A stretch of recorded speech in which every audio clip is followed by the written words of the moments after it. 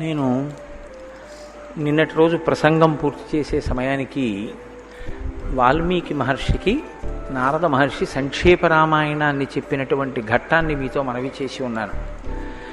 సంక్షేప రామాయణాన్ని చెప్పినప్పుడు శ్రీరామాయణంలో జరిగినటువంటి ప్రతి చిన్న విషయాన్ని, ఒక పాత్ర వేరొక పాత్రతో మాట్లాడినటువంటి ప్రతి మాటని ఆశాంతము నారద మహర్షి వాల్మీకి మహర్షికి చెప్పలేదు. ఆయన చెప్పినది కేవలం విహంగ వీక్షణంగా ఒక 100 శ్లోకముల దగ్గరలో ఆ సంక్షేప రామాయణాన్ని నారద మహర్షికి ఉపదేశం చేశారు. ఇప్పుడు అసలు నారద మహర్షి వాల్మీకి మహర్షికి ఉపదేశం చేసినటువంటి కారణం రామాయణ రచన చెయ్యడానికి కారణము అని ఖచ్చితంగా చెప్పడం కష్టం. ఎందుచేత అంటే అది ఒక ప్రశ్న జవాబు. ఉపనిషత్ ఎలా వచ్చిందో అలా వచ్చిందంతే. అంటే నేను రామాయణ రచన చేస్తాను అని వాల్మీకి అడగలేదు, నువ్వు రామాయణ రచన చెయ్యి అని నారదుడు చెప్పలేదు. కేవలం 16 గుణములు ఉన్నటువంటి వ్యక్తి ఈ కాలంలో ఈ లోకంలో నాతో పాటుగా భూమండలం మీద నేను నా మాంసనేత్రముతో చూడడానికి యోగ్యమైన రీతిలో ఉన్నాడా అన్న వాల్మీకి ప్రశ్నకి జవాబుగా సంక్షేప రామాయణాన్ని నారదుడు చెప్పాడు. ఇప్పుడు సంక్షేప రామాయణం విన్నటువంటి వాల్మీకి మహర్షి శ్రీరామాయణ రచన చెయ్యాలి. ఇక్కడ మీరు కొంచెం జాగ్రత్తగా గమనించండి. రామాయణ రచన చెయ్యడము అంటే రామచంద్రమూర్తి యొక్క ఆవిర్భావం దగ్గర నుంచి ఉండాలి. అందులో అప్పటికి జరిగిపోయిందిగా కథ. రాముడు పుట్టేశాడు, రాముడు విద్యాభ్యాసం చేశాడు, రాముడికి కళ్యాణం పూర్తయిపోయింది, రాముడు అరణ్యవాసానికి వెళ్ళొచ్చేశాడు, రావణ సంహారం అయిపోయింది. ఇప్పుడు రాజారాముడిగా సీతమ్మ తల్లిని ప్రజల చేత నింద కలిగిందని దూరంగా విడిచిపెట్టాడు. సీతమ్మ తల్లి 2 పిల్లలకి తల్లి అయింది. ఇటువంటి సమయంలో నారద మహర్షి వచ్చి సంక్షేప రామాయణాన్ని చెప్పారు.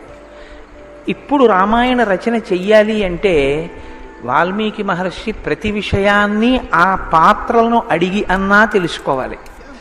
లేదా రచన చేసే ఉద్దేశం ఉన్నది అని మనకి ఇప్పటి వరకు ఏం కనపడదు. కానీ 100 శ్లోకముల దగ్గరలో ఉన్నటువంటి సంక్షేప రామాయణాన్ని విన్న వాల్మీకి మహర్షి యొక్క హృదయ స్థితిని మీరు గమనించవలసి ఉంటుంది. ఇంత పటికి బెల్లం మీరు నవిలి తినేశారనుకోండి, ఆ మధురిమ నోటికి అంటుకుని ఉండిపోతుంది, ఆ తీయతనం ఉండిపోతుంది. అలా సంక్షేప రామాయణాన్ని విన్నటువంటి వాల్మీకి మహర్షి యొక్క హృదయం పరవశించిపోయింది. ఎంత పరవశించిపోయిందంటే 100 శ్లోకాలలోనే చెప్పిన ఆయన విశేషమైనటువంటి ఆనందాన్ని పొందారు. ఇప్పుడు ఆయన గుండెల నిండా ఎవరు నిండిపోయారంటే రాముడు నిండిపోయాడు, రామకథ నిండిపోయింది. విన్నది 100 శ్లోకాలే, కానీ రామకథ అంతా ఆయన గుండెల్లో నిండిపోయి ఆ రాముడే లోపల ప్రకాశిస్తున్నాడు. ఇప్పుడు మీరు బాగా గమనించండి. మీరు ఏ వస్తువు గురించి, ఏ వ్యక్తి గురించి బాగా ఆలోచన చేస్తారో దాని ప్రభావం మీ మనసు మీద ఉంటుంది. నేను అత్యంత నిరాడంబరమైనటువంటి జీవితాన్ని గడిపి సమున్నతమైనటువంటి పదవిని అలంకరించి అప్పుడు కూడా అత్యంత నిరాడంబరమైనటువంటి జీవితాన్ని గడిపి శరీరం విడిచిపెట్టినటువంటి ఒక మహానుభావుని యొక్క చరిత్ర నేను చదివి ఉన్నాననుకోండి, అది నా మనస్సు మీద ప్రభావం ఉంటుంది. అప్పుడు నేను వెళ్ళి బీరువాలోంచి ఒక పట్టుపంచె తీసి కట్టుకోవాలి అని అనిపించదు. ఆ పుస్తకం చదివిన ప్రభావం నా మీద ఏం చేస్తుందంటే, ఎందుకు ఈ ఆడంబరాలన్నీ, ఒక నూలు పంచె కట్టుకుంటే చాలదా అనిపిస్తుంది. కారణం ఏమిటంటే మీ మనసుని అది హత్తుకుంటే మీ మనసు మీద ప్రభావం ఉంటుంది. మనసుని హత్తుకోలేదనుకోండి, మీరు చదవడం అనేటటువంటిది జరిగిపోతుంది. కంటికి ధర్మం చూడడం, చదివేయడం వచ్చు కాబట్టి మనసు అక్షరాలను గుర్తుపడుతుంది, చదివేస్తుంది. చెవికి వినడం ధర్మం. వాల్మీకి మహర్షి కేవలం విన్నది నిజమైతే దాని ప్రభావం ఆయన మీద ఉండక్కర్లేదు. ఇప్పుడు ఆయన మీద ఆ ప్రభావం ఉందా లేదా? ఉంది. ఎలా ఉండాలి? రామాయణం వింటే, సంక్షేప రామాయణం వింటే ఇప్పుడు ఆ ప్రభావం ఎలా ఉండాలి వాల్మీకి మహర్షి మీద? ఇది మీరు పట్టుకోవడానికి వాల్మీకి మహర్షి రామాయణంలోనే ఒక చమత్కారం ఉంది. ఇప్పుడు సంక్షేప రామాయణం విన్న వాల్మీకి యొక్క పరిస్థితి ఎలా ఉంది? ఇది మీరు గమనించడానికి ఒక చిన్న ఆధారమే అన్నట్టుగా ఉంటుంది. వచ్చినటువంటి నారద మహర్షి సంక్షేప రామాయణం చెప్పడానికి వచ్చారు. చెప్పడం పూర్తయిపోయింది. చెప్పడం పూర్తయిపోగానే మళ్ళీ తన స్థితిలోకి తాను జారిపోయారు ఆయన. ఇది చాలా గమ్మత్తైనటువంటి ప్రక్రియ. ఎప్పుడూ లోపల భగవంతుణ్ణి నిరంతరం భావన చేసి ఆ ఆనందంలో తన్మయత్వాన్ని పొందేటటువంటి స్థితిని అనుభవించడానికి ఇష్టపడేటటువంటి వ్యక్తులు బాహ్యంలో అనేక రకమైన అనుబంధాలతో నిలబడడాన్ని ఎంత తక్కువ చేద్దామా అని చూస్తుంటారు. ఎందుకో తెలుసా అండి? దానికి ఒక కారణం ఉంది. ఒక అన్నయ్య దగ్గరికి వెళ్ళి మీరు నిలబడ్డారనుకోండి, మీరు ఒక తమ్ముడుగా మాట్లాడవలసి ఉంటుంది. అదొక పాత్ర, కాసేపు ఉంటుంది ఆ పాత్ర. మీరు అన్నయ్య దగ్గర ఉన్నంతసేపు తమ్ముడిగా మాట్లాడాలి. ఇప్పుడు మీ తమ్ముడు వచ్చాడు అనుకోండి, ఇప్పుడు మీరు అన్నయ్యగా మాట్లాడాలి. అదొక పాత్ర. ఇప్పుడు మీ భార్య వచ్చిందనుకోండి, మీరు భర్తగా మాట్లాడవలసి ఉంటుంది. ఇప్పుడు ఈ పాత్రలుగా మారుతున్నది, ఈ మారడాలనేటటువంటివన్నీ ఎందులోంచి వస్తున్నాయో దానిగా తాను ఉండడానికి ఇష్టపడతాడు. అంటే ఇన్ని పాత్రలుగా మనసు మీద ప్రభావం చూపించి తాను మారుతున్నటువంటి స్థితికి ఆది ఎక్కడుంది? మారని స్థితి ఒకటి ఉంది, సత్యం. అది ఈశ్వరుడు. తాను లోపల ఆనందాన్ని అనుభవిస్తూ ఉంటాడు. ఆయన తపస్వి వాగ్విదాంబరం, ఆయన నారదుడు. కాబట్టి ఇప్పుడు ఆయన ప్రయోజనం ఏమిటి? సంక్షేప రామాయణం చెప్పడం చెప్పేశారు. చెప్పేసిన తర్వాత ఇంకా వాల్మీకి మహర్షి ఏం చేస్తారు? బాగా అందుకున్నారా, అందుకోలేదా, నీ చెప్పింది అర్థమైందా, అర్థం అవ్వలేదా, నీ చెప్పిన దాని వల్ల ఏమైనా ప్రయోజనం సాధిస్తాడా, సాధించడా, ఇవి ఆయనకు తాను చెప్పవలసింది చెప్పేశారు. ఆయనకి ఆ విశ్వాసం కూడా అలాగే ఉంటుంది గురువుకి. మీకు నారదుడు ఎలా ఉంటాడో శ్రీరామాయణం అంతా గురువుల యొక్క వైభవాన్ని ప్రకటనం చేస్తుందండి. చిట్ట చివర యుద్ధకాండలో అగస్త్యుడు వస్తాడు.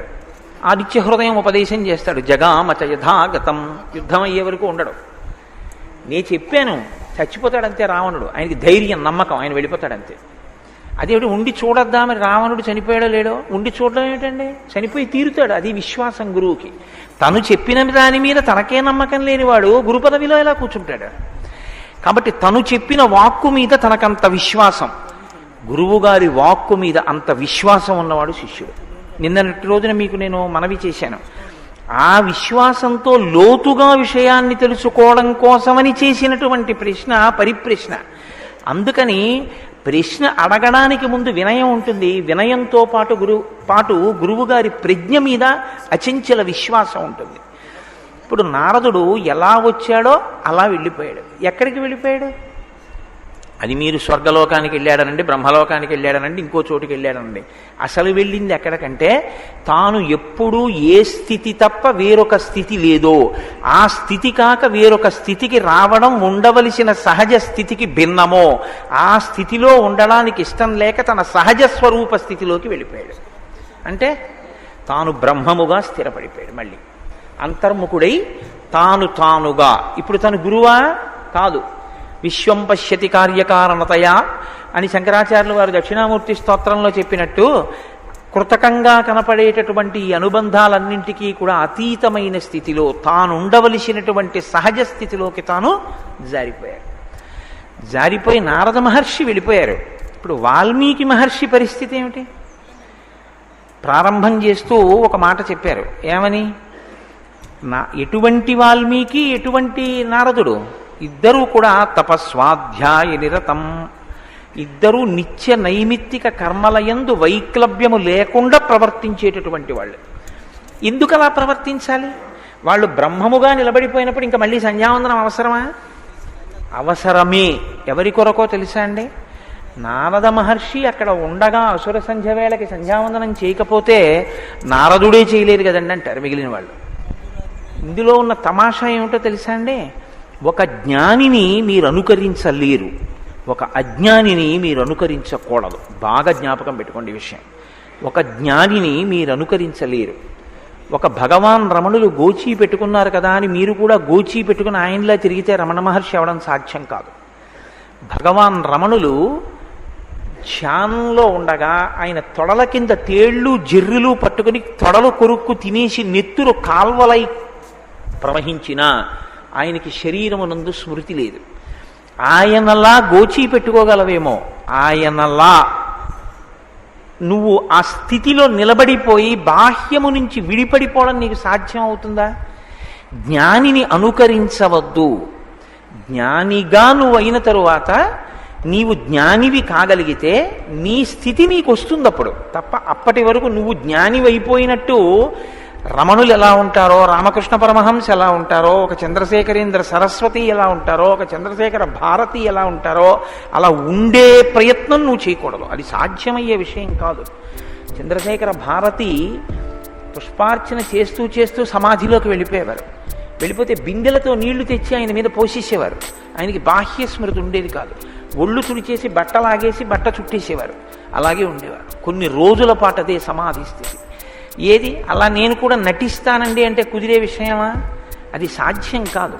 జ్ఞానిని అనుకరించరాదు, అనుకరించే ప్రయత్నము చెయ్యకూడదు, లేదా జ్ఞానిని అనుకరించలేవు. అజ్ఞానిని అనుకరించరాదు. జ్ఞాని సంధ్యావందనం చేయకపోవచ్చు, జ్ఞాని బట్ట కట్టుకోకపోవచ్చు, ఒక అజ్ఞాని బట్ట కట్టుకోకపోవచ్చు, తండ్రికి తద్దినం పెట్టకపోవచ్చు. వాడు చేస్తున్నాడు, నువ్వు చేయకూడదు. ఈ రెండిటికి మధ్యలో నీ పరిధి తెలుసుకుని నువ్వు ప్రవర్తిస్తే పైకి ఎక్కుతావు. ఈ ఎక్కేటటువంటి ప్రస్థానమునకు సాధన అని పేరు. అజ్ఞానిని చూసి అలా చేయకుండా ఉండడం, జ్ఞానిని అనుకరించే ప్రయత్నం చెయ్యకపోవడం, అజ్ఞానిని చూసి వాడు బాగుపడాలని కోరుకొని నీవు జ్ఞానమును పొందడానికి ప్రయత్నం చెయ్యడానికి నిశ్చలమైన చిత్తంతో కర్మాచరణము చేసేటటువంటి ప్రక్రియకు సాధన అని పేరు శాస్త్రంలో. కాబట్టి ఇప్పుడు చెయ్యకపోతే సంధ్యావందనం నారదుడు చేయలేదు, వాల్మీకి చేయలేదు, మేము ఎందుకు చెయ్యాలంటారు. ఇది యథార్థంగా జరిగింది. అరుణాచలంలో రమణ మహర్షి దేహబంధు ఒక ఆయన సంధ్యావందనం చేయడం మానేశాడు. మానేస్తే వెళ్ళి చెప్పారు అంతేవాసులు, అయ్యా ఆయన సంధ్యావందనం చెయ్యట్ట అని. ఎందుకు చెయ్యడు అడగండి అన్నారు. ఎందుకు చెయ్యమని అడిగారు. ఆయన చెయ్యట్లేదుగా రమణ మహర్షి, నేనెందుకు చెయ్యాలి? రమణ మహర్షి చెయ్యలేదు అంటే ఆయన నిద్రలో కూడా బ్రహ్మముగా రమిస్తారు. ఆయన ఇంకా శరీరం పడిపోయే స్థితి వచ్చేసింది. ఆయనకి సర్కోమా వ్యాధి పుట్టి చేతి మీద పుండు పుట్టింది. నిప్పి అంతా ఒక చోట పెడితే సర్కోమా అని పేరు. అందులో ఉన్న చెడు నెత్తురు లాగేయడం కోసమని జలగలు తెచ్చి కరిపించారు. కరిపిస్తే అవి నెత్తురు తాగేస్తున్నాయి. తాగుతుంటే ఆయన ఇలా కూర్చున్నారు. ఆ జలగలు ఎంతకీ కింద పడకపోతే లాగేశారు, వాటిని లాగేసి కింద పడేశారు. అవి నెత్తురు తాగి కదలకుండా ఉన్నాయి. ఆయన చూసి అన్నారు, ఓహో వీటికి బ్రాహ్మీ స్థితి నువ్వు అనగలవా? Please like me my video. ఎవరో అన్నారు మీకు సర్కోమా వచ్చింది, పుండు పడింది అన్నారు. ఆయన అన్నారు, కాదు, శమంతకమని నా మోచి ఎక్కింది, ఎర్ర బంగారం పెడుతోందన్నారు, నెత్తురు కాదు. ఆయన సాక్షి శరీరానికి. అది జ్ఞాని యొక్క స్థితి. కాబట్టి జ్ఞానిని అనుకరించే ప్రయత్నము చేయకూడదు. కానీ నిత్యనైమిత్తిక కర్మలు వారు ఎందుకు చేస్తారంటే, నేను చేయకపోతే వీడు నేను చెయ్యక్కర్లేదని మానేస్తాడేమో అని చేస్తారు. హృదయం రామచంద్రమూర్తి యందు రమిస్తోంది వాల్మీకి మహర్షికి. ఇప్పుడు ఆయన అన్నారు, నారదస్యతు తద్వాక్యం శ్రుత్వా వాక్య విశారద పూజయామాస ధర్మాత్మ సహ శిష్యో మహాముని. శిష్యులతో కలిసి నారద మహర్షిని అర్చించిన పిదప నారద మహర్షి వెళ్ళిపోయారు. సముహూర్తం గతే తస్మిన్ దేవలోకం మునిస్తదా జగామ తమసా తీరం జాహ్నవ్యాస్త్వ విదూరతః. తమసా నదికి ఆయన మాధ్యాహ్నిక సంధ్యావందనం కొరకు బయలుదేరారు. ఎవరు? వాల్మీకి మహర్షి. ఇప్పుడు వెడుతున్నది మధ్యాహ్న కాలంలో సంధ్యావందనం చేసుకోవడానికి వెడుతున్నారు. సంధ్యావందనానికి ముందు స్నానం చెయ్యాలి. స్నానం చేయడానికి దగ్గరలో ఉన్నటువంటి తమసా నదీ తీరానికి వెడుతున్నారు. గురువుగారు తమసా నదిలో స్నానం చేసి సంధ్యావందనం చేయడానికి వెడుతుంటే శిష్యులు ఏం చేస్తారు? గురువుగారు సంధ్యావందనం చేసుకొస్తారంటే మనం ఎందుకని కూర్చుంటారా? అది కాదు శిష్యుడంటే. శిష్యుడంటే గురువుగారు ఏ పని చెయ్యబోతున్నారో తెలుసుకుని గురువుగారు ఆ పని చెయ్యడానికి ఉపక్రమించేటప్పుడు ఆయన మనస్సు దాని యందు స్థిరముగా నిలబడి ఆయన సంతోషించడానికి వీలైన రీతిలో దానికి కావలసిన బాహ్యోపకరణములను సిద్ధం చేస్తారు. గురువుగారు ఏం చేస్తారు? ఇప్పుడు సంధ్యావందనం చేసుకోవడానికి ఎడుతున్నారు అంటే ఆయన ఒక కలశ పట్టుకుని పెడతారు. ఆయన సంధ్యావందనం చేసుకోవడానికి వెడుతున్నారంటే కట్టుకున్న బట్టతో స్నానం చేస్తారు ఆయన. ఇప్పుడు ఆయన తడి బట్ట విప్పేసి ఓ పొడి బట్ట కట్టుకుంటారు, కట్టుకుని సంధ్యావందనం చేసుకుంటారు. కాబట్టి ఇప్పుడు వేళ అవుతోంది, తమసా నదికి వెళ్ళాలి సంధ్యావందనానికి అన్నారు. అంటే ఇప్పుడు శిష్యుడు ఏం పట్టుకుని బయలుదేరాలి? శిష్యుడు గబగబా ఆయనకు ఒక పొడి బట్ట, ఒక నీటి పాత్ర పట్టుకుని ఆయన వెనకాతల వెళ్ళాలి. ఇది తండ్రి హృదయాన్ని కొడుకు ఎలా తెలుసుకుంటాడో గురువు హృదయాన్ని శిష్యుడు అలా తెలుసుకుంటాడు. అందుకే గురువు పక్కన శిష్యుడు ఉండి గురువు గారికి శుశ్రూష చేసేటటువంటి భాగ్యం లభించడం జన్మజన్మాంతర సుకృతం. అసలు నిక్కచ్చిగా మాట్లాడాలంటే ఆ శుశ్రూష చేసేటటువంటి అదృష్టం కొన్ని కోట్ల జన్మల తర్వాత లభిస్తుంది, అది అందరికీ లభించదు. ఎందుకంటే గురువు గారి యొక్క ప్రవర్తనని చూడగలిగినటువంటి అదృష్టం శిష్యుడికి పడుతుంది.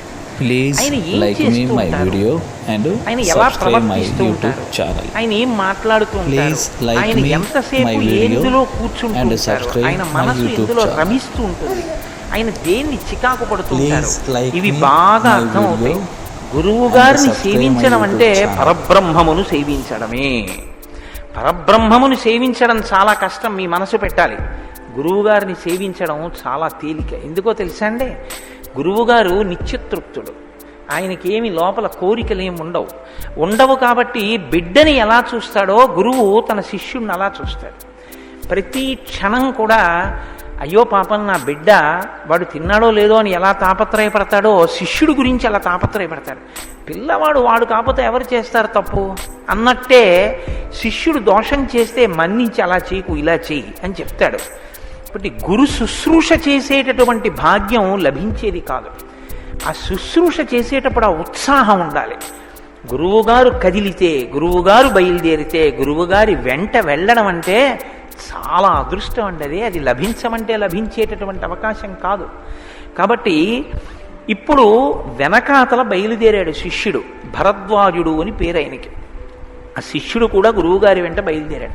గురువుగారి వెంట ఆయన ఏం దేవాలయాలకి తీర్థయాత్రలకి వెళ్ళలేదు, సంధ్యావందనానికి వెళ్తున్నారు. మొత్తం 100 మంది శిష్యులు అనుగమించారు. మనసెరిగిన శిష్యుడు ఒకడు గబగబా వల్కాన్ని దాన్ని 11 గంటలకే సిద్ధం పెట్టేసుకుంటాడు. గురువుగారు సంధ్యావందనానికి వెడతారు, మనం వెళ్ళాలని. కాబట్టి ఇప్పుడు అతను బయలుదేరాడు. ఇద్దరూ కలిసి తమసా నది దగ్గరికి వెళ్ళారు. ఇప్పుడు తమసా నదిలో దిగి స్నానం చెయ్యాలి వాల్మీకి మహర్షి. ఆయన ఒకసారి నది ఒడ్డున నిలబడ నీటి వంక చూశారు. మీరు జాగ్రత్తగా గమనించండి, ఇది ఎప్పుడైనా ఎవరైనా చేసే పని. నేనే గంగానదిలో స్నానానికి కాశీ పట్టణానికి వెళ్ళాను అనుకోండి, అమాంతం గంగ కనపడగానే దూకేనుగా. ఓసారి ఒడ్డున నిలబడి ఆ మెట్ల మీద నిలబడి ఆ గంగా తీరాన్ని, ఆ ప్రవహిస్తున్నటువంటి నీటిని, దూరంగా ఉన్న ఇసుక తిన్నెల్ని, వెనక్కి తల తిప్పితే కనపడే విశ్వనాథుడి దేవాలయ శిఖరాన్ని, స్నానం చేస్తున్నటువంటి మహాత్ముల్ని చూసి ఆ గంగ నీటికి ఒక నమస్కారం చేసి, అమ్మా ఎంత అదృష్టమమ్మాయి, నాళ్ళకి స్నానానికి వచ్చానమ్మా, అమ్మాయిని పిలిచిన నరు పొమ్మాయని ముక్తి కడకు బుత్తువట, లెమ్మా నీ రూపముతో రమ్మా నాకెదురంగ గంగ రమ్యతరంగా అంటాడు పరీక్షిత్తు భాగవతంలో. అమ్మా గంగా, ఎన్నాళ్ళకు వచ్చానమ్మా, నా అదృష్టమమ్మా, నా పాపాలు పోతున్నాయమ్మా, అమ్మలను మించిన అమ్మవి కదమ్మా అని ముందు లోపల ఆనందం పొందిన తరువాత అందులో అడుగు పెట్టి మునక వేస్తాడు. అలా ఆయన కూడా తమసా నది నీటి వంక చూశారు. ఒక ఋషికి ఏం కనపడాలి? ఆ నీటిలో ఒక పవిత్రత, నీటిలో ఒక ఈశ్వర విభూతి ఆయనకి సాక్షాత్కరించారు. ఆయన అంటున్నారు వాల్మీకి మహర్షి, అకర్దమమిదం తీర్థం భరద్వాజ నిశామయ రమణీయం ప్రసన్నాంబు సన్మనుష్య మనోయథా. ఆయన ఓ భరద్వాజ నిశామయ, భరద్వాజ శిష్యుడా చూడబోయ్. ఏమిటి చూడాలి? ఇద్దరు చూస్తున్నారుగా నీటిని. గురువు ఏ కళ్ళజోళ్ళలోంచి చూస్తున్నాడో ఆ కళ్ళజోళ్ళలోంచి చూడమంటున్నారు శిష్యుణ్ణి. ఎందుకు ఇది ఏదైనా ఉపదేశమా? అలా చూడాలా నీటిని? కాదు, ఇది శిష్యుడికి చెబుతున్న మాట కాదు, కావాలని ఏదో అతనికి చెప్తే అతను నేర్చుకోవలసిన విషయం అందులో ఏం లేదు. మరి ఎందుకు చెప్తున్నారు వాల్మీకి మహర్షి? దాన్ని రామాయణంలో అంత గొప్పగా రాయవలసిన అవసరం ఏమిటి ఈ శ్లోకాన్ని? అంటే వాల్మీకి హృదయం ఎలా ఉందో మీకు ఇప్పుడు అర్థమవుతుంది. నేను ఇంట్లో ఏ పరిస్థితుల్లో బయలుదేరి బయటికి వచ్చానో ఆ ప్రభావం నా మనసు మీద ఉంటుంది. నేను ఎవరితోనో అరగంట సేపు పెద్ద గొడవ పెట్టుకుని కారు దిగాను అనుకోండి, ఈశ్వరుని యొక్క అనుగ్రహం చేత అటువంటివి జరగకుండుగాక. వస్తే ఏమవుతుంది, మనసు ఆ వ్యగ్రతతో ఉంటుంది. అప్పుడు గబుక్కుని ఎవరో నలుగురు వచ్చి నమస్కారం, ఇంటికలా మీద పడతారు, చికాకు పడతాడు. ఎందుకని వాళ్ళు ఏం చేశారు, వాళ్ళు ప్రసన్నంగా ఉన్నారు, నువ్వే లేవు. నీ మనసు వ్యగ్రతతో ఉంది, అది ప్రభావాన్ని చూపిస్తుంది. ఇప్పుడు వాల్మీకి మహర్షి భరద్వాజుడికి చెప్పేది చాలా గొప్ప వేదాంతం, ఏం చెప్పట్లేదు శిష్యుడికి. వాల్మీకి మహర్షి యొక్క మనోస్థితి ఎలా ఉందో మీకు అర్థమవుతుంది ఈ శ్లోకంలో. అకర్దమమిదం తీర్థం, ఈ నీటిని చూశావా భరద్వాజ, బురద లేదు. రమణీయం ప్రసన్నాంబు, నీరు చూశావా ఎంత రమణీయంగా ఉందో, ఎక్కడా నిర్మలంగా మట్టి లేకుండా చక్కగా స్వచ్ఛంగా ఉన్నాయి నీళ్లు. ఎలా ఉన్నాయట, సన్మనుష్యమనో యథా, ఇది పట్టుకోవాలి. సన్మనుష్యుని యొక్క మనసు ఎలా ఉంటుందో, మంచి మనిషి యొక్క మనసు ఎలా ఉంటుందో ఈ నీళ్ళు అలా ఉన్నాయి. ఏం ఇవాళ ఆ ఉపమానం ఎందుకు పడింది వాల్మీకి మహర్షికి? మంచి మనిషి 16 గుణములు ఉన్నవాడెవరని అడిగారు నారదుణ్ణి. 16 గుణములు ఉన్న మహాపురుషుడెవరో నారదుడు సంక్షేప రామాయణం చెప్పాడు. అంత గొప్ప హృదయం ఉండి అంత మంచి మనిషి అయినటువంటి రాముడు ఆయన గుండెల నిండా నిండిపోయాడు. ఇప్పుడు ఆ రాముని యొక్క స్వచ్ఛత, రాముని యొక్క నిర్మలత్వం, రాముని యొక్క హృదయంలో ఏ పాపము లేని స్థితి. పాపము లేని స్థితి అంటే మీరు ఒకటి గుర్తుపెట్టుకోండి, పాపము లేని స్థితి అంటే ఏదో చెయ్యకూడని పని చెయ్యకుండా ఉండడం అని కాదు నా ఉద్దేశ్యం. పాపము అన్న మాటని మీరు ఎలా అర్థం చేసుకోవలసి ఉంటుందంటే, ఈశ్వర ప్రస్థానమునందు ప్రతిబంధక స్వరూపము అని అర్థం చేసుకోవాలి. భగవంతుణ్ణి చేరుకునే ప్రయత్నం చేస్తున్నప్పుడు మీకు అడ్డుగా వచ్చేది ఏదో దానికి పాపమని పేరు. రామాయణ ప్రసంగం విందాము అని మీరు బయలుదేరారనుకోండి, అప్పుడే మీకు ఎప్పుడూ రాని వ్యక్తి వచ్చి 8:30కి ఇంట్లోంచి వెళ్ళిపోయాడు అనుకోండి, మీరు ఎన్ని మాటలు వాచి చూసినా మీరు చేసుకున్న పాపము మీరు రామాయణ కథా ప్రసంగము వినకుండా మీ బంధురూపములో అడ్డు వచ్చినది, దానికి పాపమని పేరు. ప్రతిబంధక స్వరూపంగా వస్తుంది, ఈశ్వర ప్రస్థానమునందు అడ్డొస్తుంది. ఈశ్వరానుగ్రహం ఉందనుకోండి, అసలు మనం వెడతామా అన్నది వెళ్ళేట్టు చేస్తుంది, అంతే తేడా. ఇది నిలబెట్టుకోవాలి, ఇది నిలబెట్టుకుంటే మీరు ఈశ్వరానుగ్రహాన్ని పరిపుష్టం చేసుకుంటారు. నేను వెళ్ళగలిగానన్నారు అనుకోండి, అవును నువ్వే వెళ్ళగలిగా ఉంటాడు, ఇంకోసారి సంకల్పం చెయ్యి. ఇది తెలుసుకోవాలి. సన్మనుష్యమనో యథా, లోపల రాముడు ఉన్నాడు. ఏమిటి బురదలేనితనం? రాముని యొక్క ప్రస్థానంలో ప్రతిబంధకాలు వచ్చి నిలబడవు. ఎందుకు నిలబడవు అంటే, ఆయన మనస్సుతో కాని శరీరంతో కాని వేద విరుద్ధమైనటువంటి అధర్మమైన పని చేసినటువంటి వాడు కాడు. అందుకే ఆయన ఏ సంకల్పం చేస్తాడో ఆ సంకల్పములు నెరవేరుతాయి. అంటే ఆయన హృదయము పాపముతో ఉన్నది కాదు, నిర్మలమైన మనస్సున్నవాడు. అంటే ఎప్పుడో ఏదో జరిగినటువంటి సందర్భాలకి సంబంధించిన విషయాలని కడుపులో పెట్టుకుని వాటి ప్రభావంతో ఇప్పటి జీవితాన్ని పాడు చేసుకునేవాడు కాడు. ఇది సుందరకాండలో అడిగిందండి సీతమ్మ. ఈ మాట అడిగిందో తెలుసా?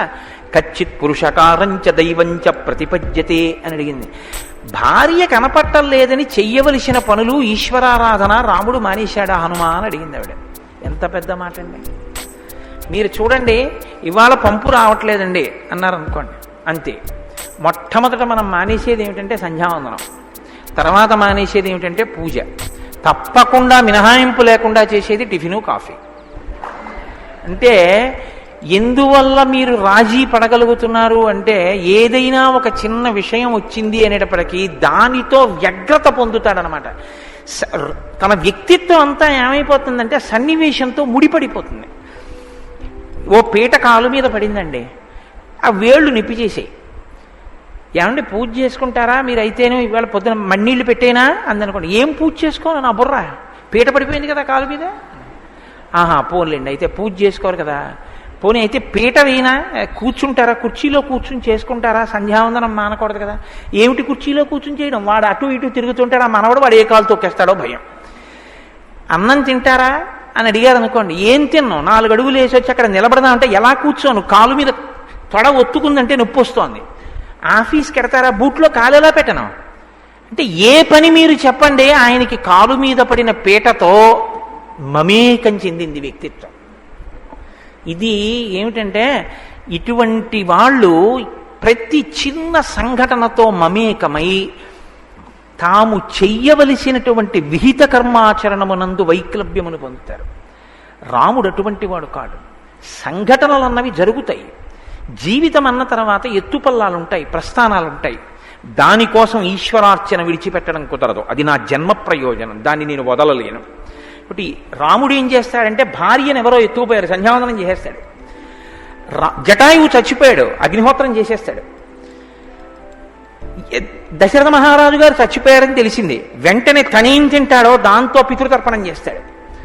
అంటే విహిత కర్మాచరణం ఏది చెయ్యాలో అది వదిలిపెట్టాడు, అది చేస్తాడు తప్ప చెయ్యవలసింది వదిలిపెట్టేసి జరిగిన సంఘటనతో మమేకమై ఏడుస్తూ కూర్చోవడమో నవ్వుతూ కూర్చోవడమో రాముడికి రాదు. రామాయణం వినడానికి పనికొచ్చేది కాదు, అనుష్ఠాన పర్యంతంలోకి రావలసి. మీరు కూడా రాముడు కాగలరు. ఎప్పుడు మిమ్మల్ని మీరు ఇది పరిశీలించుకోవడం మీకు రావాలి. ఏదో ఒక చిన్న సన్నివేశంతోటో సందర్భంతోటో మమేకమై నా జన్మ ప్రయోజనాన్ని నేను విస్మరిస్తున్నానా? ఏది జన్మ ప్రయోజనం? ఈ శరీరంతో రావడం మహద్భాగ్యం. ఇది ఉంటే నేను ఏం చేయగలనంటే ఈశ్వరుణ్ణి చేరుకునేటటువంటి మార్గంలో నడవగలను. నాకు ఒక కారు ఉందనుకోండి, నేను ఆ కారులో కూర్చుని సుఖంగా ప్రవచన మందిరానికి రాగలను. కారు ఎంతవరకు పనికి వస్తుంది? నన్ను తీసుకుని అక్కడ వరకు తీసుకొస్తుంది. అంతేకాని ఓ కారా నన్ను ఇంటి నుంచి ఇక్కడ వరకు ఏసీలో చల్లగా తీసుకొచ్చావు, పాపం నువ్వు అక్కడ ఉండిపోవడం, నేను ఇక్కడ కూర్చోవడం ఏమిటి, నువ్వు కూడా వేదిక మీదకి రా అన్నాను అనుకోండి, మేస్టర్ చాలు 2 రోజులు రామాయణం అంటారు మీరు కదా. ఎందుకంటారు? ఒక్కటే కారణం, అది వస్తువుని ఎక్కడ వరకు ఉపయోగించుకోవాలో తెలియనితనం. ఈ శరీరంతో మీరు వచ్చింది ఎందుకు? మీరు తరించడానికి. ఈ జన్మలో ఓ ఆఫీసరు, ఈ జన్మలో ఓ తమ్ముడు, ఈ జన్మలో ఓ అన్న, ఈ జన్మలో ఓ భార్య. కాతే కాంత కస్తే పుత్ర సంసారోయమతీవ విచిత్ర కస్యత్వం కక్కుతయాయాత తత్వం చింతియ తదియభ్రాత. ఊపిరాగిపోయిన మరుక్షణంలో ఈ పాత్రలన్నీ అంతర్ధానం అయిపోతున్నాయి. మరి నీ జన్మ ప్రయోజనం నశించిపోవట్ల సంఘటనలు జరగకుండా ఉంటాయా? ఏదో ఒకటి జరుగుతూనే ఉంటుంది. లేచిన తర్వాత ఓ ఫోన్ ఏదో ఒకటి రాకుండా ఉంటుందండి, ఎక్కడి నుంచో ఏదో వస్తుంది. దానికి నువ్వు మానేసేది సంధ్యావందనం పూజనా? దానికోసం నువ్వు ఆ రోజున గజేంద్ర మోక్షం చదువుకోవడం మానేస్తావా? దానికోసం నువ్వు గుడికి వెళ్ళడం మానేస్తావా? నీ ప్రయోజనం ఏమైపోతుంది? నీ జన్మ ఏమైపోతుంది? నువ్వు ఈ శరీరాన్ని పొందినందుకు ఉపయోగం ఏమైపోతుంది?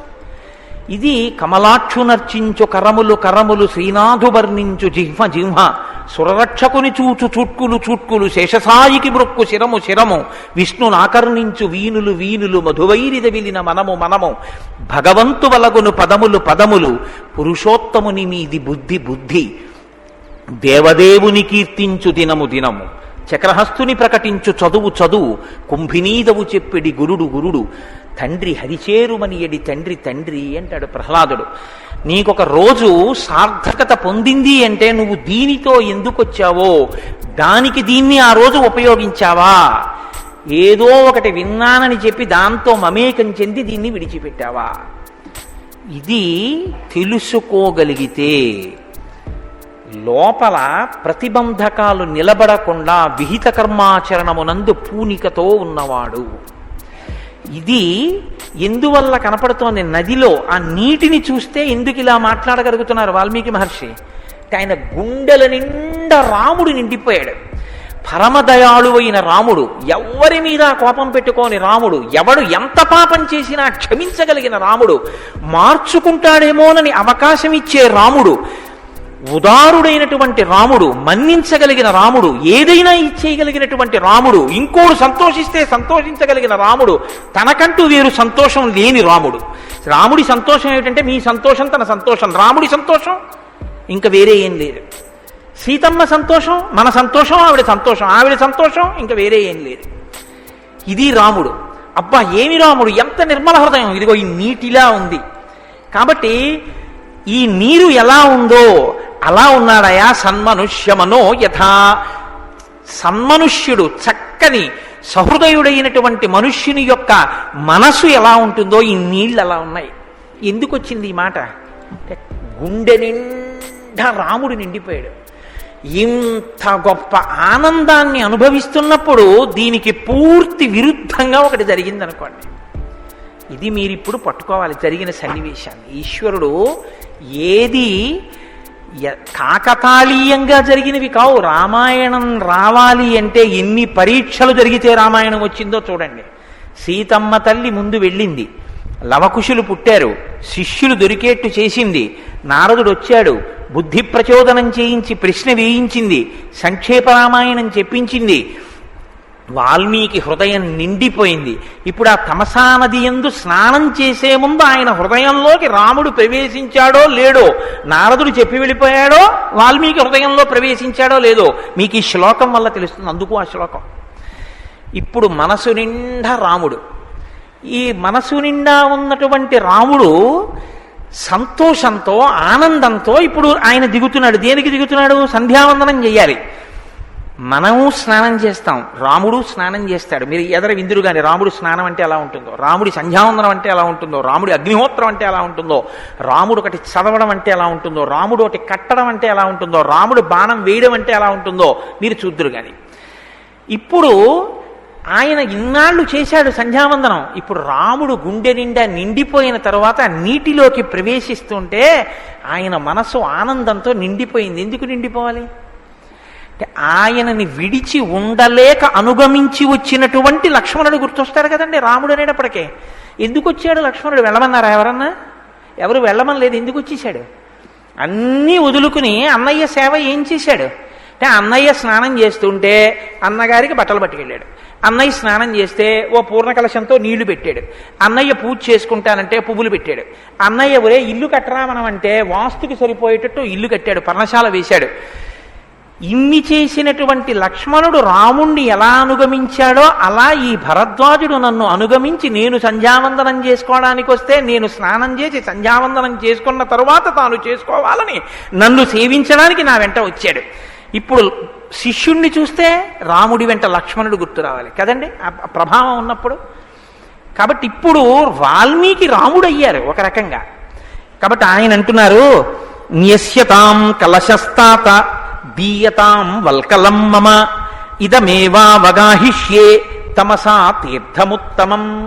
ఉత్తమమైనటువంటి ఈ తమసా తీర్థంలో నేను దిగి స్నానం చేస్తాను. నాయనా భరద్వాజ, న్యస్యతాం కలశస్తాత, ఆ నీటిని తీసుకెళ్లడం కోసం నువ్వు తీసుకొచ్చిన కలశం ఉందే దాన్ని కింద పెట్టు. దీయతాం వల్కలం మమ, నువ్వు పట్టుకొచ్చిన బట్టలున్నాయే అవి అయ్యి. అంటే మీకు ఏమర్థం అవుతోంది? ఇప్పుడు ఎవరు పట్టుకున్నారు పాత్ర?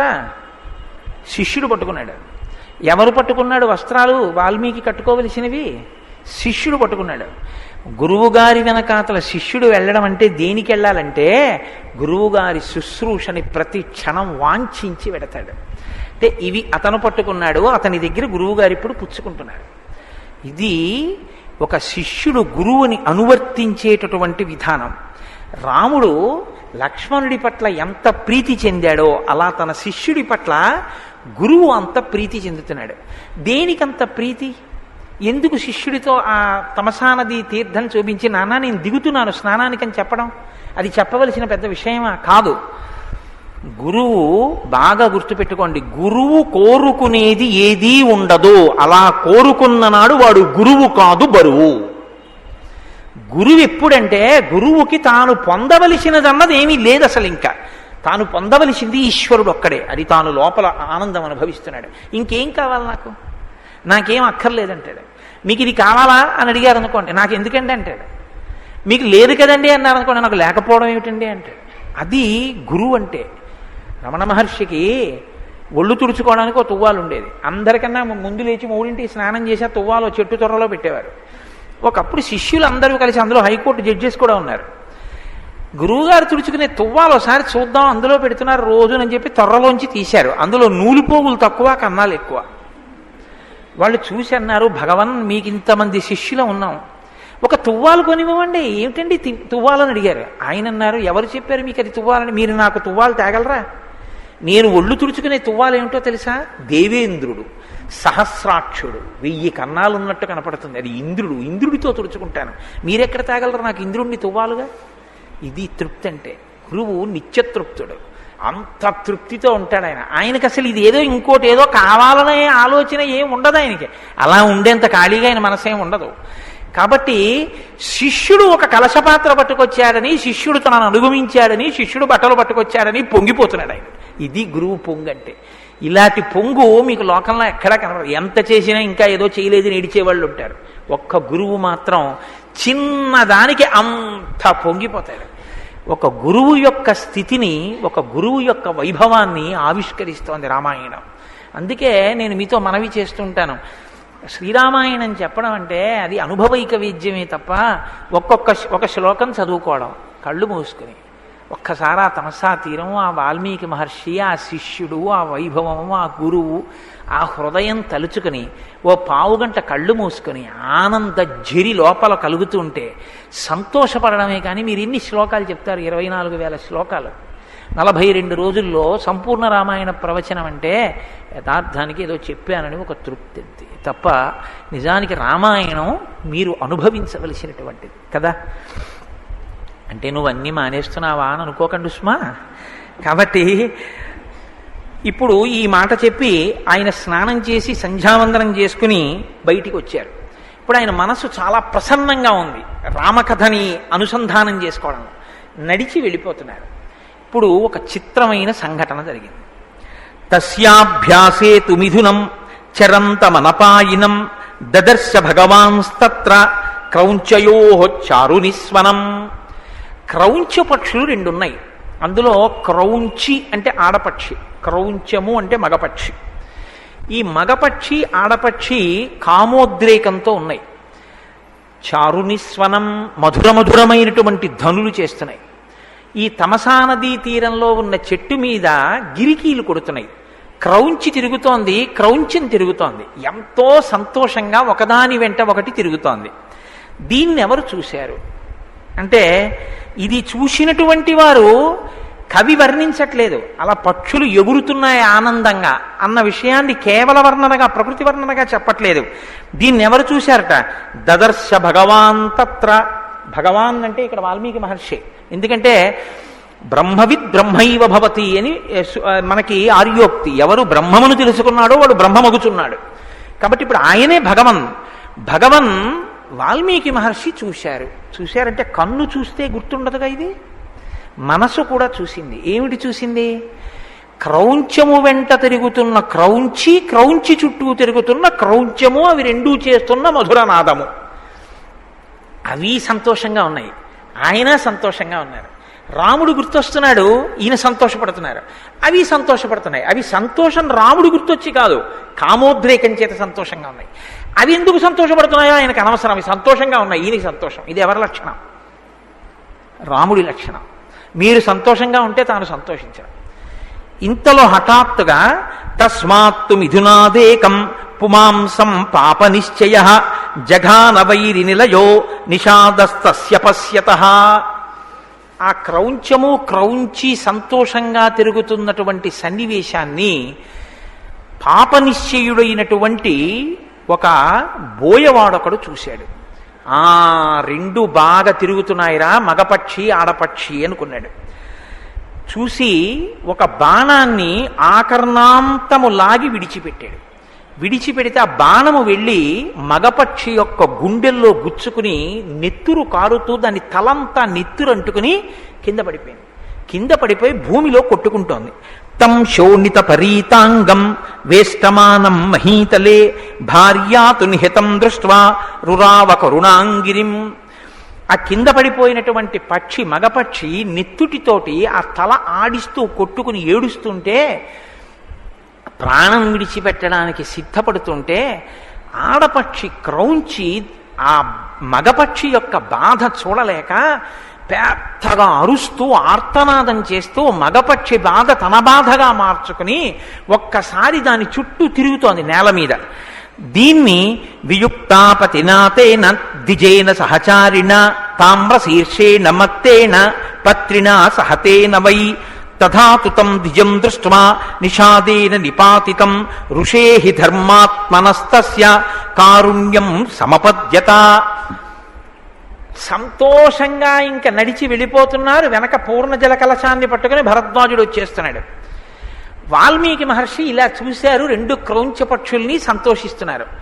అకస్మాత్తుగా బోయవాడు బాణాన్ని లాగుతూ ఉండడం చూశారు. అన్న బాణం వేసేస్తాడో ఏమో అనుకుంటున్నారు, వేసేశాడు, పక్షి పడిపోయింది. ఆడపక్షి ఏడుస్తోంది. ఇది చూశారు. ఆయన మనస్సు గిల్ల గిల్ల గిల్ల గిల్ల గిల్ల గిల్ల కొట్టుకుపోయింది. లోపల నుంచి దయ పిల్లుబికిపోయింది. అరే రే, ఏం తప్పు చేసిందిరా ఆడపక్షి, ఏం తప్పు చేసింది మగపక్షి? ఆడుకుంటున్నాయి రెండు. ఆడుకుంటున్నటువంటి పక్షుల మీద నిర్దాక్షిణ్యంగా ఆ బాణం వేసి మగపక్షిని కొట్టేశాడే బోయేవాడు.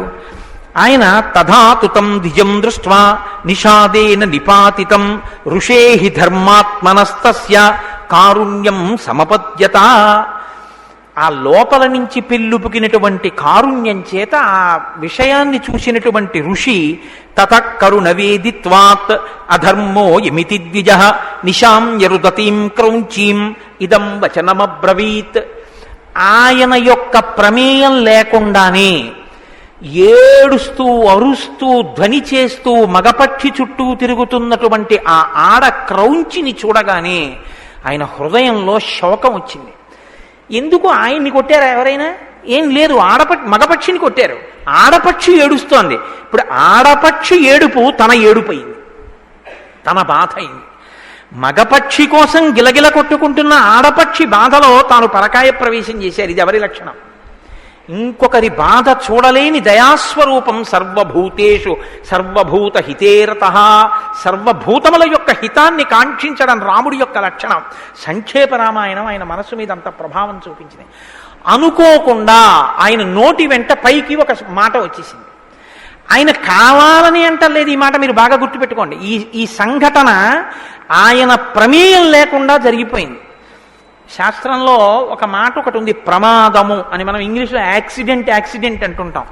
ప్రమాదము అన్న మాటకు అర్థం ఏమిటో తెలుసా అండి? మీ బుద్ధి చేత మీరు తప్పించుకోలేని సంఘటనకు ప్రమాదం అని పేరు. అంటే ఆయన ఆలోచించో, ఆయనకున్నటువంటి పరపతిని ఉపయోగించో తప్పించుకోవడానికి అవకాశం లేనటువంటి రీతిలో ఒక ఉపద్రవం వచ్చి మీద పడిపోతే దానికి ప్రమాదము అని పేరు. అనుకోకుండా ఇలా వెళ్ళిపోతున్నాడు, అనుకోకుండా అట్నుంచి ఇంకో బండి వచ్చి కొట్టేసింది. తప్పుకునడానికి అతని మెదడు ఆలోచించే అవకాశం లేదు. ఆలోచించలేనివాడు కాడు, ఆలోచించలేని పరిస్థితి ఏర్పడింది. కింద పడిపోయాడు, దెబ్బలు తగిలి. దీనికి ప్రమాదం అని పేరు.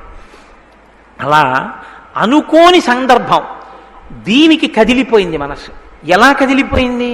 రెండు రకాలుగా కదలచ్చు, మూడు రకాలుగా కదలచ్చు. ఒకటి, చూడకూడని చూసాం, అబ్బా ఇంకా ఏం చూస్తాం, దాన్ని చూడొద్దు, మనకున్న స్థితి పోతుంది, అనవసరంగా ఏదో సంతోషంగా ఉన్నాం అనుకుని వెళ్ళిపోవచ్చు ఒకటి. రెండో స్థితి ఉంటుంది, అబ్బా భలే పడిపోయిందిరా, గిరగిరా తిరుగుతున్న దాన్ని ఎంత నైపుణ్యంగా కొట్టాడరా పక్షిని, ఖచ్చితంగా ఒక్క బాణం గుండెల్లో గుచ్చుకు పడిపోయింది. ఆడపక్షి అలా దాన్ని కూడా కొడతాడా, ఈ పక్షినే తీసుకెళ్తాడా, బోయేవాడు దగ్గరికి వచ్చాక ఆడపక్షి పారిపోతుందా, చెట్టు మీద కూర్చుని ఇంకా ఏడుస్తుందా, ఇప్పుడు ఆ పక్షిని ఎలా రెక్కలు పీకేస్తాడు, ఎలా కాలుస్తాడు చూద్దామని అనుకోవచ్చు. మూడు, ఆ పక్షి పడినటువంటి బాధ, బాణపు దెబ్బ తగిలి మగపక్షి పడుతున్న బాధని, భర్త మరణిస్తున్నప్పుడు చూస్తూ ఏమీ చెయ్యలేని స్థితిలో ఏడుస్తున్నటువంటి ఆడపక్షి బాధని తన బాధగా మార్చుకుని తనని ఏమీ కొట్టకపోయినా బోయేవాడిని తాను తిట్టచ్చు. బుద్ధుందా లేదా? అన్నం తినాలంటే అడుక్కు తిని తినచ్చాయా? పక్షిని కొట్టాలా? కొట్టావు, ఏది మళ్ళీ ఆ పక్షి లేచి ఎగిరేటట్టు చెయ్యి అని దెబ్బలాట పెట్టుకోవచ్చు. దేనికి అంటే ఆ బాధతో తాను పరకాయ ప్రవేశం చేసి తాదాత్మ్యత పొందితే. ఇప్పుడు అలా దెబ్బలాట పెట్టుకోవాలి, అలా తన ప్రమేయం లేకుండా నోటి వెంట ఓ మాట వచ్చేయాలంటే లోపల ఉన్న దయ ఇంకా లోపల పట్టి ఆగక నోటి వెంట వాక్కులుగా ప్రవహించి బయటికి వెల్లువెత్తాలి. వెల్లువెత్తితే తన ప్రమేయం లేకుండా వచ్చేయాలి మాట. అది ఏమనొచ్చేసింది ఆయనకి నోటి వెంట? పైకి ఇప్పటి వరకు ఉన్నది మనోభావన, ఇప్పుడు వచ్చింది నోటి వెంట వాక్కు, పైకి వచ్చింది. ఇప్పుడు పైకొస్తే ఎవరు సాక్షి? శిష్యుడు సాక్షి, భరద్వాజుడు వెనకాతలు ఉన్నాడు. ఇప్పటి వరకు వాల్మీకి మహర్షి హృదయం ఎలా ఉంది భరద్వాజుడికి కూడా తెలియదు. ఎందుకంటే ఎవరి మనసు వారికే తెలియాలి, ఈశ్వరుడికి తెలియాలి కదండి. ఈశ్వరుడికి తెలుసు, మీకు తెలుసు మీ మనసు గురించి. ఇప్పుడు ఆయన పైకి అంటున్నారు ఏమని? మానిషాద ప్రతిష్టాత్వం అగమ శాశ్వతీ సమాహ యత్క్రౌంచ మిథునాదేకం అవధీహి కామమోహితం అన్నారు. సంతోషంగా తిరుగుతున్నటువంటి పక్షుల జంటలో ఒక పక్షిని దారుణమైన బాణంతో కొట్టి చంపి బాధాపరితప్తమైన హృదయంతో ఆడపక్షి ఎగిరేటట్టుగా చేసినటువంటి కఠినాత్ముడవైన ఓ బోయవాడా, నీవు ఎక్కువ కాలము జీవించకుందువుగాక. శాపవాక్కు విడిచిపెట్టారు. ఒక బోయవాడికి ఇంత శాపవాక్కు ఇవ్వాలండి ఆయన? ఇక్కడ రామాయణం పుట్టింది అన్నారు పెద్దలు. ఇప్పుడు పుట్టింది రామాయణం అన్నారు. అదేమిటండి ఇప్పుడు రామాయణం పుట్టడం ఏమిటండి అని అడిగారు. ఇది మీరు కొంచెం చమత్కారంగా వాల్మీకి ఉన్నటువంటి స్థితిని అన్వయం చేసి శ్లోకాలని తిప్పండి. తిప్పితే రామాయణం వచ్చేస్తుంది. ఆయన మనసులో రామాయణం ఉందని నిరూపిస్తుంది. మళ్ళీ మీకు ఎలా వస్తుందో నేను ఒక్కసారి కొద్దిగా పరిశీలన చేసి చూపిస్తాను. ప్రతిపదార్థంతో సహా వ్యాఖ్యానం సాధ్యమయ్యే విషయం కాదు, సమయాన్ని దృష్టిలో పెట్టుకుని. తస్మాభ్యాసేతు మిథునం చరంతమనపాయినం దదర్శ భగవాన్స్తత్ర క్రౌంచయో చారునిస్వనం. నీటి ఒడ్డున, సముద్రపుటొడ్డున దక్షిణ తీరంలో ఒకదాని వెంట ఒకటి కామమోహితులై ఒకదాని వెంట ఒకటి తిరుగుతూ కామమే జీవిత పరమావధిగా తిరుగుతున్నటువంటి మగపక్షి, దానిని అనువర్తిస్తున్న ఆడపక్షిని భగవానుడు చూశాడు. ఎవరివి? దక్షిణ సముద్ర తీరం దగ్గర ఉన్న కాంచనలంకని పరిపాలిస్తున్న రావణాసురుణ్ణి అనువర్తించిన మండోదరి, వాళ్ళిద్దరూ కలిసి జీవిస్తున్నటువంటి జీవనం. దీన్ని శ్రీ మహావిష్ణువు చూశారు. పాపము చేస్తూ కామమోహితుడై జీవితాన్ని గడుపుతున్నాడు. ఇప్పుడు తస్మాత్తు మిథునాదేకం పుమాంసం పాప నిశ్చయ జఘాన వైరి నిలయో నిషాదస్తస్య పశ్యతః. నిషాదుడైనటువంటి బోయవాడు ఆ ఎప్పుడూ కూడా పాప నిశ్చయం కలిగి కామోద్రేకంతో లోకం వెంట పడి ఆడవాళ్ళని చెరపట్టడమే ప్రధాన ధ్యేయంగా బతికేటటువంటి రావణాసురుణ్ణి చూశాడు. ఇప్పుడు నిషాదుడు చూశాడు. నిషాదుడు అంటే బోయవాడు. మరి నిషాదుడు విష్ణువు ఎలా అవుతారు? నిషీదంతి అత్ర సర్వాణి జగంతి ఇది నిషాద. ఈ లోకమంతా ఎవరిని ఆధారం చేసుకుని బతుకుతోందో, పుడుతోందో, పెరుగుతోందో, లయమవుతోందో వాడికి నిషాదుడు అని పేరు. ఆయన విష్ణువు. కాబట్టి ఇప్పుడు విష్ణువు చూశారు. వీడు కామమోహితుడై పాపం చేస్తున్నాడు, పరస్త్రీలను చెరబడుతున్నాడు, ఇక వీడు ఉండడానికి వీల్లేదు. కాబట్టి ఇప్పుడు ఆయన బాణాన్ని విడిచిపెట్టారు. అంటే లోపల రామాయణం తిరుగుతోంది ఆయనకి. తం శోణిత పరీతాంగం వ్యస్తమానం మహీతలే. రామబాణం తగిలినటువంటి రావణాసురుడి 10 తలకాయలు నెత్తుటితో తడిసి నేల మీద పడిపోయాయి. భార్యాతు నిహతం దృష్ట్వారురావ కరుణాంగిరం. ఆ పడిపోయినటువంటి రావణుడి దేహం మీద పడి మండోదరి గుండెలు బాదుకుని ఏడుస్తోంది. ఈ సన్నివేశం ఆయన మనసులో కనపడింది. ఆ రావణుడు ఒకసారి మనసులో కనపడ్డాడు. రావణ అన్న మాట మెదిలింది ఆయన మనసులో. మెదలగానే నియుక్తాపతితాతే నద్విజేన సహచారిణ తామ్ర శీర్షేణ మత్తేన పత్రినా సహితేన వై తథాతుతం ద్విజం దృష్ట్వా నిషాదేన నిపాతితం ఋషేహి ధర్మాత్మనస్తస్యాకారుణ్యం సముపద్యత తతః కరుణవేదిత్వాత్తధర్మోయమితి ద్విజః నిశాం యరుదతీం క్రౌంచీం ఇదం వచనమబ్రవీత్. ఆ కింద పడిపోయినటువంటి రావణాసురుడి యొక్క శరీరాన్ని కౌగిలించుకొని ఏడుస్తున్నటువంటి మండోదరి యొక్క సన్నివేశం మనసులో కదలగానే పాపాత్ముడై పరస్త్రీలను చెరబట్టి వేదం చదువుకుని కూడా ధర్మాధర్మములు తెలిసి కూడా అధర్మాన్ని పాటించి ధర్మాన్ని విడిచిపెట్టి తాను అనుసరిస్తున్నది ధర్మమని బుకాయించి మరణించినటువంటి పరమ పాపాత్ముడైన ఈ రావణాసురుడి గురించిన తలంపు నా మదిలో కదలడం కూడా మహాపాపమే అని జుగుప్స కలిగినటువంటి మహర్షి అంతటి పాపాత్ముడైన రావణుణ్ణి పడగొట్టినటువంటి రామచంద్రమూర్తిని మనసులో దర్శనం చేసి మానిషాధ ప్రతిష్టాత్తం మగమ శాశ్వతీ సమాహ యత్క్రౌంచ విధునాదేకం నవదీహి కామమోహితం.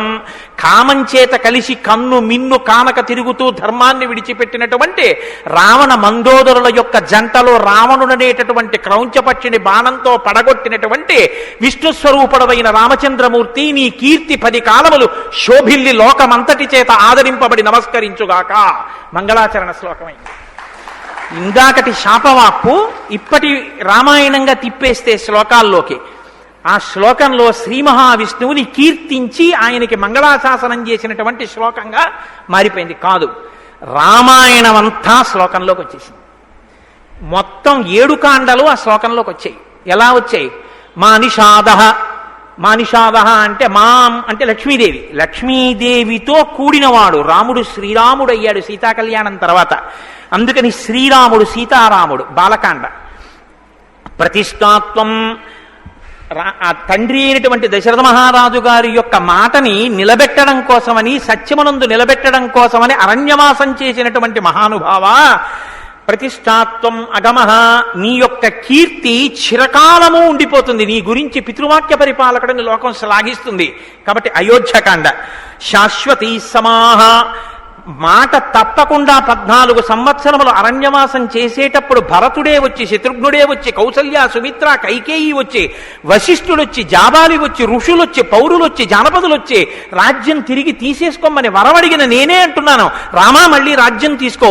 ఎవరి కోసం అడిగిందో ఆ భరతుణ్ణి చెప్తున్నాను, రామా రాజ్యం తీసేసుకో అన్నా సరే, సత్యమేవేశ్వరో లోకే సత్యం పద్మాశ్రితా సదా సత్యమూలాని సర్వాణి సత్యాన్నాస్తి పరం పదం. నాకు సత్యం తప్ప ఇంకోటి అక్కర్లేదు. ఎవరు వరం అడిగాడో ఆ నా తండ్రి లోకాన్ని విడిచిపెట్టి వెళ్ళిపోయాడు. ఇప్పుడు మళ్ళీ ఆ వరాలు వెనక్కి తీసుకుంటున్నాను, రామా రా అని చెప్పడానికి తండ్రి లేడు. ఆ తండ్రి ఇచ్చిన మాట నిలబడాలి అంటే, తండ్రి పైలోకాల్లో సంతోషించాలంటే నేను 14 ఏళ్లు అరణ్యవాసం చేయడం వినా నాకు మార్గం లేదు అని మాటకి కట్టుబడి 14 ఏళ్లు అరణ్యవాసం చేసి తృణం కింద రాజ్యాన్ని విడిచిపెట్టినటువంటి మహాపురుషుడిగా రామా, నీ కీర్తి 10 కాలములు శోభిల్ని. రామాయణం లోకంలో యుగాలతో సంబంధం లేకుండా ప్రవచనం చేయబడి, చెప్పబడి, ఆదరింపబడి, నమస్కరింపబడుతుంది. కాబట్టి అరణ్యకాండ. క్రౌంచమిథునాత్ ఏకం, క్రౌంచమిథునాత్, క్రౌంచము క్రౌంచి ఇవి వాలి తార. ఎందుచే వాలి తార సక్రమం, వాలి రుమ. సుగ్రీవుని భార్య అయినటువంటి రుమని వాలి అనుభవించాడు. కాబట్టి కామప్రధానముగా తిరిగినటువంటి ఆ స్థితిలో ఉన్నటువంటి వాలిని నిగ్రహించినటువంటి స్వరూపం ఉన్నవాడా కిష్కింధకాండ. లేదు, అందులోనే ఒక గమ్మత్తుంది. క్రౌంచౌ అంటే పరివేదన చేత కృషించిపోయిన ప్రాణి. ఎవరు తనకి కనపడాలని తాపత్రయపడుతోందో వాళ్ళు కనపడకపోవడం వల్ల నీరసపడి బాగా కృషించిపోతే క్రౌంచౌ అని పిలుస్తారు. ఏ రామచంద్రమూర్తి తన పక్కన ఉండాలని కోరుకుని 14 సంవత్సరముల అరణ్యవాసం కోసమని అయోధ్య కన్నా నీ పక్కనున్న అరణ్యవాసమే నాకు గొప్పదని సీతమ్మ తల్లి వచ్చిందో, ఆ అరణ్యవాసంలో సీతమ్మ తల్లిని రావణాసురుడు అపహరించి తీసుకెళ్లి అశోకవనంలో శిశుపావృక్షం మీద కింద కూర్చోబెట్టినప్పుడు, మళ్ళీ నా భర్త రాముడితో నేను ఎప్పుడు కలిసి ఉంటానో అని మనసులో కలిసే ఉన్నా బాహ్యంలో కూడా రాముడు తన పక్కకి రావాలని పరితపించి పరితపించి శోకించి ఉపవసించి కృషించిపోయిన సీతమ్మ తల్లి కథ చెప్పబడింది. కాబట్టి సుందరకాండ. కాబట్టి క్రౌంచమిథునాత్ ఏకం, ఒక్కడే రామనామాన్ని, రామ కథని 1కి 10 మాటలు ఎలా చెప్పాలో, ఎక్కడ సంక్షిప్తంగా చెప్పాలో, ఎక్కడ వివరంగా చెప్పాలో, ఎక్కడ నామం చెప్పాలో, ఎక్కడ భక్తి ప్రకటనం చేయాలో అక్కడ రామనామ వైభవాన్ని ప్రకాశింపచేసి ఒక్కడే, ఎవ్వరూ చెయ్యలేది సంకల్పం చేసి ఒక్కడే 100 యోజనముల సముద్రాన్ని గడచి ఒక్కడే అంతమంది వానరులను భంజించి ఒక్కడే ముట్టుకోకుండా సీతమ్మ తల్లి శోకాన్ని తొలగించి ఒక్కడే పట్టుకొచ్చిన ఉంగరాన్ని సీతమ్మకిచ్చి ఒక్కడే సీతమ్మ తల్లి దగ్గర అభిజ్ఞానం పుచ్చుకుని ఒక్కడే కొన్ని లక్షల మంది రాక్షసుల్ని తెగటార్చి ఒక్కడు నిర్భయంగా రావణాసురుడికి సందేశం చెప్పి ఒక్కడే నిర్భయంగా ఆనాడు ఆ పర్వతం నుంచి బయలుదేరి 100 యోజనముల సముద్రాన్ని గడచి ఈవలి ఒడ్డుకు వచ్చి దృష్ట్వాతు సీత, నేను దృష్ట్వా సీతాతు విక్రాంత సంక్షేపేణ్య వేదయత్, సీతమ్మ తల్లి చూడబడను సీతమ్మ అని క్షేమవార్త చెప్పాడో అటువంటి మహానుభావుడైన హనుమ యొక్క వీరోచిత గాథని ప్రకాశింపచేసిన సుందరకాండ అందులో ఉంది. కాబట్టి అక్కడ క్రౌంచమిథునాత్ ఏకం అవధీహి కామమోహితం, కామమోహితమైనటువంటి జంటలో ఆ రావణాసురుణ్ణి పడగొట్టిన సందర్భమైన యుద్ధకాండ అందులోకి వచ్చింది. కాబట్టి ఆ తర్వాత జరిగినటువంటి కథని కూడా చెప్పింది. కాబట్టి ఎందుచేతనంటే రామచంద్రమూర్తి మీద మనసు ఉన్నటువంటి సీతమ్మని రాజధర్మం కోసం విడిచిపెట్టి బాధ పెట్టిన సందర్భంతో కూడినటువంటి ఉత్తరకాండ కలిసింది. కాబట్టి 7 కాండలతో ఉన్న రామాయణం ఒక్క శ్లోకంలోకి లోపల రామాయణమే తిరుగుతున్న మహర్షికి క్రౌంచిల యొక్క మిథునంలో ఒక పక్షి పడిపోతే ఒక శ్లోక రూపంలో నోటి వెంట సంపూర్ణ రామాయణం మొదటి శ్లోకంగా పైకొచ్చింది. కాబట్టి మానిషాధ ప్రతిష్టాత్వం మఘమ శాశ్వతీ సమాహ యత్క్రౌంచ మిథునాదేకం అవధీహి కామమోహితం. ఇప్పుడు ఈ మాట అంటే భరద్వాజుడు విన్నాడు. ఇది పైకి శాపవాక్కులా ఉంది, కానీ అబ్బా ఎంత మంగళప్రదంగా ఉంది ఈ శ్లోకం అని అదే పనిగా శ్లోకాన్ని చదువుకుంటున్నాడు. ఇది చదువుకుంటూ ఇద్దరూ కలిసి బయలుదేరి వెళ్ళిపోతున్నారు. వెళ్ళిపోయిన తర్వాత ఇద్దరు ఆశ్రమానికి వెళ్ళారు. ఆశ్రమానికి వెళ్ళి కూర్చున్న తర్వాత కూడా మహర్షి మనసులో ఆ శ్లోకమే తిరుగుతోంది. అదేమిటది శాపవాక్ అయితే నోటి వెంట అన్ని మాటలు రాకూడదుగా, ఇన్ని మాటలు తిరుగుతోంది ఏమిటి? మళ్ళీ భరద్వాజుడిని పిలిచాడు. ఆయన ఈ శ్లోకమే చెప్పాడు. చాలా బాగుంది గురువుగారు ఆ శ్లోకం అన్నాడు. పాదబద్ధోక్షర సమః తంత్రీలయ సమన్విత శోకార్తస్య ప్రవృత్తో మే శ్లోకో భవతు నాన్యథా. నా శోకము శ్లోకమైందయా. దీనికి 4 పాదాలున్నాయి, ఒక్కొక్క పాదానికి సమానంగా అక్షరాలున్నాయి. ఇది సంగీతానికి కట్టుబడుతోంది, తంత్రీలయ సమన్వితమైంది. దీన్ని వీణ మీద వాయించచ్చు, దీన్ని పక్క వాయిద్యాలతో గీతంగా ఆలాపన చెయ్యొచ్చు, పాట పాడచ్చు. దీనికి ఇన్ని లక్షణాలు ఎలా కుదిరే? నేను క్రౌంచ మిథునం చూసి బోయవాడు వేసిన బాణానికి బాధపడి అన్న శ్లోకం ఇంత అద్భుతంగా ఎలా వచ్చింది? ఆశ్చర్యపోతున్నారు. ఆశ్చర్యపోతూ కూర్చుని భరద్వాజుడితో మాట్లాడుతున్నారు. ఇంతలో గొప్ప తేజస్సు ఒకటి ఆశ్రమ వాకిట కనపడింది. ఏమిటని ఇటు తల తిప్పి చూశారు. అజగామ తతో బ్రహ్మాలోకకర్త స్వయం ప్రభు చతుర్ముఖో మహాతేజ ద్రష్టుం తం మునిపుంగవం. 4 ముఖములు కలిగినటువంటి చతుర్ముఖ బ్రహ్మగారు కమండలం పట్టుకుని హంసవాహనం దిగి అడుగులు వేసుకుంటూ ఆశ్రమంలోకి ప్రవేశిస్తున్నారు. ముందు కొడుకు వచ్చాడు, వెనక తండ్రి వస్తున్నారు. లేచి నిలబడ్డారు. మనసంతా రామాయణం, మనసంతా శ్లోకం. అనుకోకుండా చతుర్ముఖ బ్రహ్మగారి దర్శనం, పరమానందం. ఏమిటి ఒకదాని వెంట ఒకటి ఈ సన్నివేశాలు? ఆనందంతో ఏది తర్వాత ఏది చేస్తున్నారో, దేని తర్వాత ఏది జరుగుతోందో మనసు నిలబట్టలేదు. ఏమిటి విచిత్రం? ఆశ్చర్యపోయారు. వాల్మీకి రథతం దృష్ట్వా సహసోత్థాయమాగ్యతః ప్రాంజలి ప్రయతో భూత్వా తస్థౌ పరమ విస్మితః. చాలా ఆశ్చర్యపోయారు. ఇప్పుడు బ్రహ్మగారు రావడం ఏమిటి? మహానుభావుడు ఎంతో తపస్సు చేసి తపస్సు చేసి తపస్సు చేస్తే ఒక్కసారలా ప్రత్యక్షమయ్యేటటువంటి వాడు తనంత తానుగా ఆశ్రమానికి వచ్చారు. హంసవాహనం దిగి నడిచి లోపలికి వస్తున్నారు. ఆశ్చర్యపోయి లేచి నిలబడ్డారు. మహావినయంతో ఇలా వంగి నమస్కారం చేస్తూ ఆ బ్రహ్మగారికి స్వాగతం చెప్పారు. ఆయన లోపలికి వచ్చారు. లోపలికి వచ్చారు, కానీ మనసంతా ఎక్కడుంది? ఇంతటి మహాత్ముడు వచ్చాడే, బ్రహ్మగారు వచ్చారే అన్న ఉత్సాహం, సంతోషం. ఆయనకి ఏదో మనం పూజ చేద్దామని లేదు. ఇంకా లోపల రామాయణం రామాయణం రామాయణం, ఆ సంక్షేప రామాయణం అదే తిరుగుతోంది. ఆ శ్లోకం ఎందుకు వచ్చింది నా నోటి వెంట? ఏమిటి అంత గొప్పగా ఉంది ఆ శ్లోకం? ఏమిటి ఆ సమానమైన అక్షరాలు ఏమిటి? ఏమిటా వీణకి కట్టుబడ్డం ఏమిటా? సంగీతానికి కట్టుబడ్డం ఏమిటి? ఏమిటి గమ్మత్తు? తెల్లబోతున్నాడు ఆయన. వచ్చారు, కూర్చోబెట్టారు, అర్ఘ్యం ఇచ్చారు, పాద్యం ఇచ్చారు, ఆసనం ఇచ్చారు. అన్నీ ఇచ్చి కూర్చోబెట్టిన తర్వాత ఆయన ఏదో మాట్లాడుతున్నారు బ్రహ్మగారు. ఈయన వింటున్నారు. నారదుడు మాట్లాడింది చెవులలోంచి మనసులోకి వెళ్ళింది.